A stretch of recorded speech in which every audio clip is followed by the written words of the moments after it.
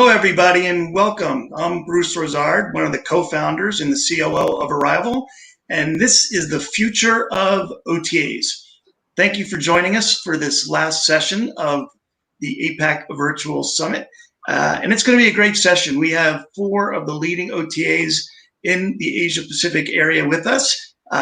We have Chitra Gurnani Daga. She's the CEO of Thrilophilia. We have Wataru Futagi. He's the CEO of Veltra. We have Kasia Jawian. She's the Director of Account Management Activities at the Expedia Group. And we have Jenny Tsai. She's the CFO for Kkd. Great collection to join us for this conversation to talk all about distribution, OTAs, what's like now during COVID, and what we think it's going to look like post-COVID. So to get us started, I want each of you to tell us a little bit about your markets, both your destination markets of where you're sending people and your origination markets, where are your travelers coming from? So if we could do that, starting with you, Jenny, kick us off. Hi everyone. My name is Jenny. I'm the CFO of Kkd, and Kkd is the headquarters in Taiwan, and of course, our operation is across the Asia. And our source markets are mainly in Northeast Asia, Southeast Asia. Northeast Asia will be Taiwan, Hong Kong, Korea, and Japan. And destination markets are across the world with key focus in Northeast Asia. Japan is our largest destination. Thank you, Bruce. Wataru, tell us about Veltra. Okay, I'm Wataru Futagi. I'm president of Veltra. Veltra, Japan is our source market. Guam, Taiwan, Thailand, Vietnam, and Indonesia are important destinations in Asian markets. Currently, Japan is in talks with 14 Asian countries to restart flights. We are eagerly looking forward to the reopening of Asia. Meanwhile, the uncertainty around our industry has focused our resources on Japan, both for customers and products. I believe that by testing new ideas in our domestic market, OTAs and operators have an opportunity to become stronger post-pandemic. Great, thank you. Chitra, tell us about yourself. Hello, everybody. I'm Chitra, CEO and co-founder of Thrilophilia. Our source market is India, so we particularly have 15,000 plus activities and tours on the platform for Indians. And our destination market is across Asia. So we have around 15 plus countries of Asia covered in the portfolio. Okay, and Kasia. Hi everyone, my name is Kasia Jawian. I'm here today from Expedia Group. Great to see you all. So Expedia Group is a world travel platform. Our headquarters are based in Seattle. We are a global brand, so just talking from a global perspective, both of our source and destination markets are across the globe. Now, if we focus on APAC, Asia Pacific specifically, one of our significant market, especially for activities, is our Australian customers, and destination markets for that specific group are both large cities across Asia Pacific, as well as Europe, North America, and more within the region also holiday destinations popular with that group, such as Thailand, Bali, Fiji, so where Australians really enjoy spending their holidays. Okay, so you all have your markets, and most of them are close to you now. So obviously you're all focused on local. But what do you think the operators are thinking right now about working with OTAs and distributors? What have you found you're getting of the viewpoints? Are they anxious to work more with OTAs? Are they less anxious to work with OTAs than they were pre-COVID? What are you finding there? Wataru, can you tell us about what you're finding in Japan and operators working with Veltra to help them sell their product? I know that many operators are spending days without customers. And I believe, especially in the current pandemic we OTAs have a responsibility to connect operators with travelers by providing service that match the needs of new style of travel. For example, at Beltra, we are doing two things. One, we are working with the operator to create online travel experience. And two, we are developing an information service that provides the traveler with real-time information on tour conditions. I believe that these projects will raise the interest of people to travel and also contribute to new business opportunities for the operators. Our plan is to create more than 300 online products within the year, together with our operators. Thanks. Okay. Chitra, what are you finding is different or the same about operators wanting to work with OTAs? Okay, so there are two things here. One, the very small operators that we work with are heavily dependent on an OTA for their sales and business. And those are the guys who are really looking forward to actually deliver better quality of services so that we give them more business. So they're really dependent and they're willing to do all the more for us so that they get some more business, because the dependency on an OTA has always been high. The other side is there are operators who are a little medium or large size operators who are well exposed to the online world. They are actually developing more capabilities so that they could reach out to the audience directly now. They do not utilize OTAs anymore so that they don't end up paying the commissions, the margins in between, right? So they want to make all the money because anyways we have very little to make now. So they want to retain the entire thing rather than giving it off to an OTA or anybody in between. So we are seeing a mixed response depending upon the size and the reach of the operator. Are you finding that there's a lot more operators that just won't even give you product because they don't have enough inventory? So if they don't have enough inventory, why pay the commission? Correct. Absolutely. So Yeah. all the operators who really think that they can reach out to the audience using Google or AdWords and Facebook and Instagram are actually not trying to give inventory and they want to retain it for their own selves. And are you finding that, Kasia, especially with your global views? Because I've heard it both ways, that there are a lot of operators that they need all the business they can get and they'll be happy to pay commissions.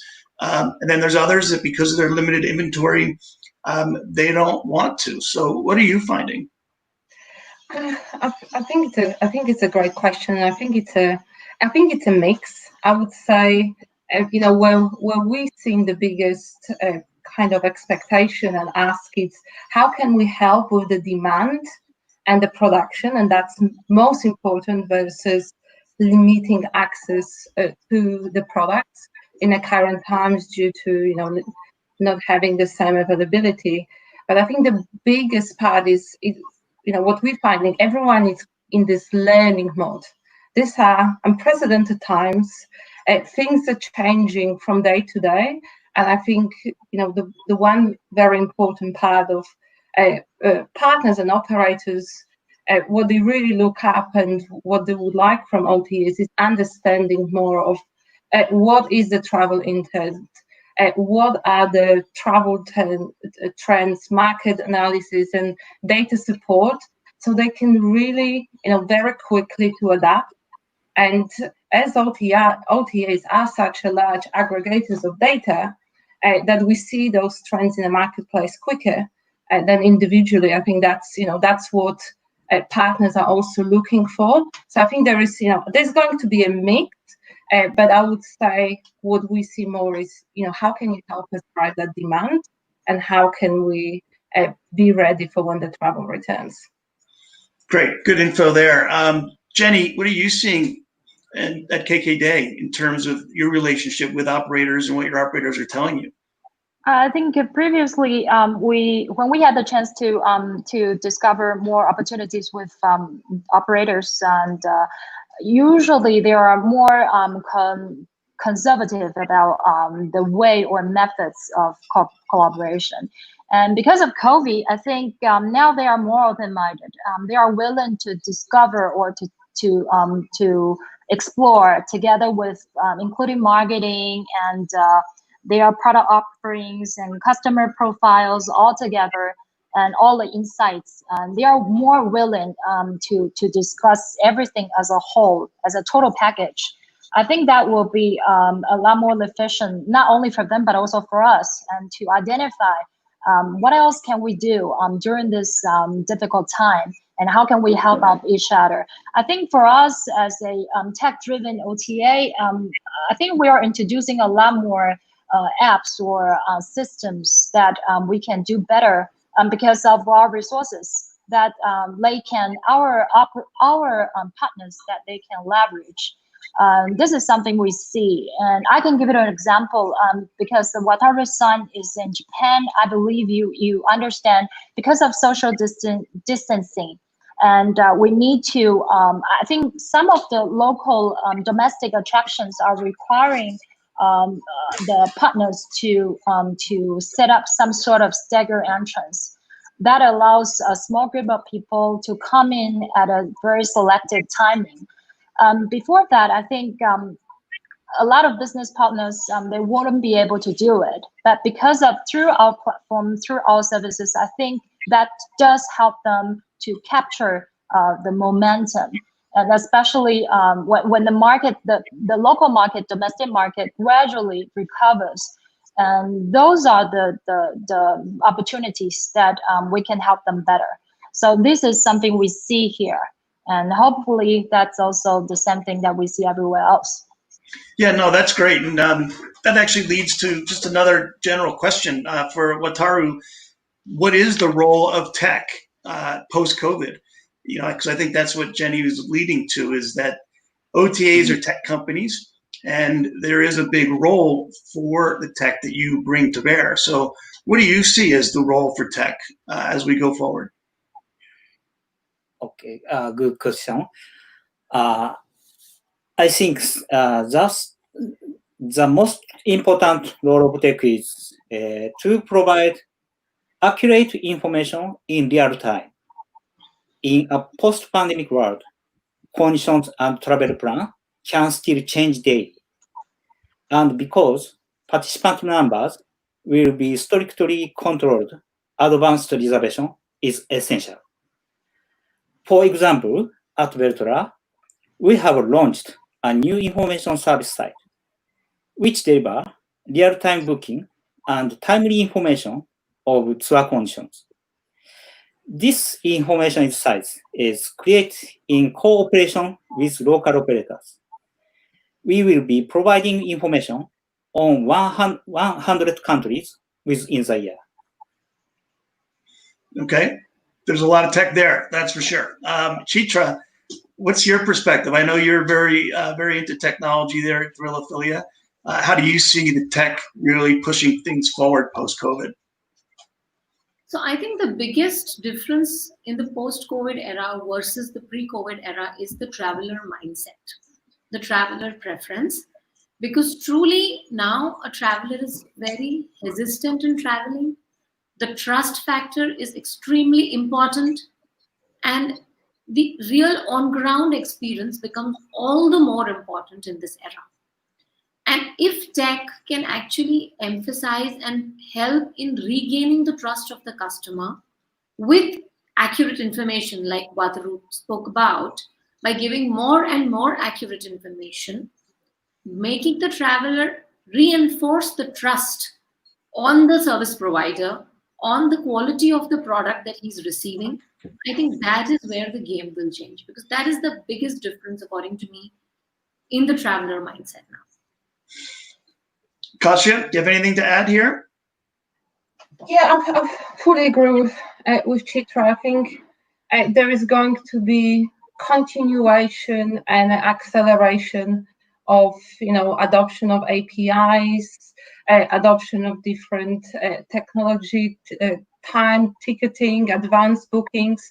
That's just really going to almost, we call it get us on steroids. And in general, I think there is the opportunity for lesser known destination and partner to accelerate their digital transformation. As if we increase the digitalization, that means more e-commerce, which means more people will use online platforms to search and book travel. So this is an opportunity in this industry to accelerate and use this time. Okay, we have time for one more question. This one comes from Puneet Sharma, one of our attendees. She wants to know, what are the key initiatives taken by the domestic customer-focused OTAs to reach out to the local and domestic markets? Because we're all talking about the hyper-local market probably through 2021. So what are some of those key initiatives that you're taking to go after those domestic markets? Jenny, let's start with you. I think the initial, first of all, because COVID happened like instantly, overnight. So I think the first thing that we do is that we try to make sure our trust between ourselves and the suppliers, it doesn't go wrong. That means we're not going anywhere. Kkd is going to stay here forever. So that's one initiative that we take immediately right after COVID, to make sure our suppliers knows we're going to support them through this crisis. And I think second thing is that it sort of speed up our progress, adopting every single apps or system, platforms, the upgrades, everything. It's like we try to adopt it as soon as we can. So that is something that we do. And moreover, I think our relationship, not only with our suppliers, but also with our customers, because all of the payments for OTAs are basically online.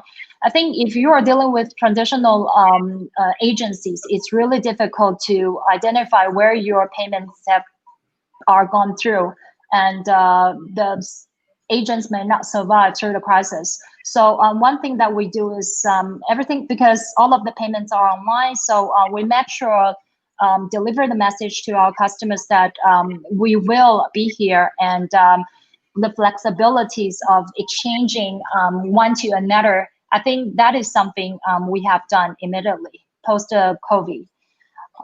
Yeah, if anyone likes to add anything, please let me know. Does that answer the question?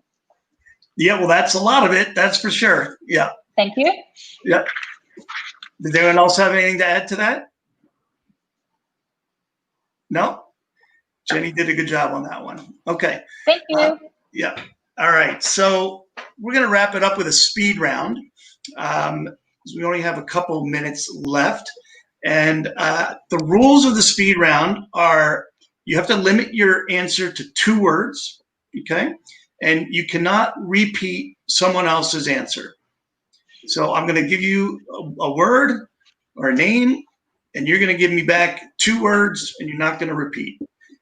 So I'm going to start with you, Wataru, and the first one is Kluk. Cook. Can I do this one? You're all going to do it. Yeah.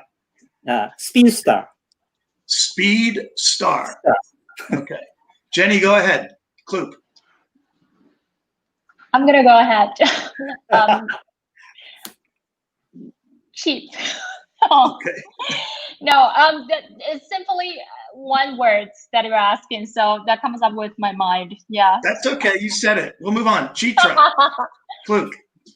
Very user-friendly. Very user-friendly. That's 3 words, but we'll give it to you. Okay. Kasia. Keep it user-friendly. Very opportunistic. Say again. Very opportunistic. Very opportunistic. Okay. Next one. We'll start with you, Kasia. Google. Google. Oh, yeah. Ah. Big player. Big player. Okay. Chitra. Online giant. Jenny. Octopus. Octopus. Nice. Wataru. IT empire. Okay. All right, the next one I'm going to start with you, Chitra. China.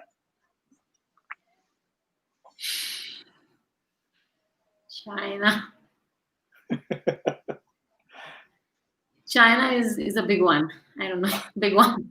Big one. Okay, big one. Jenny. Market. Market. Wataru.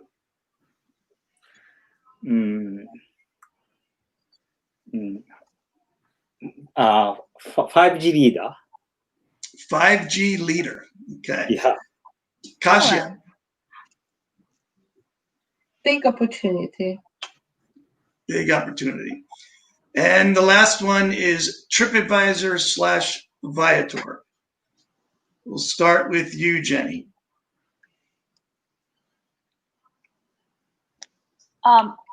Role model.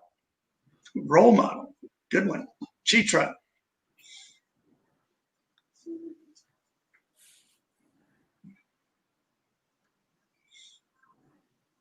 A little slow. I would. A little slow. Oh, okay. Yep. Your phone might be ringing soon. Wataru, TripAdvisor and Viator.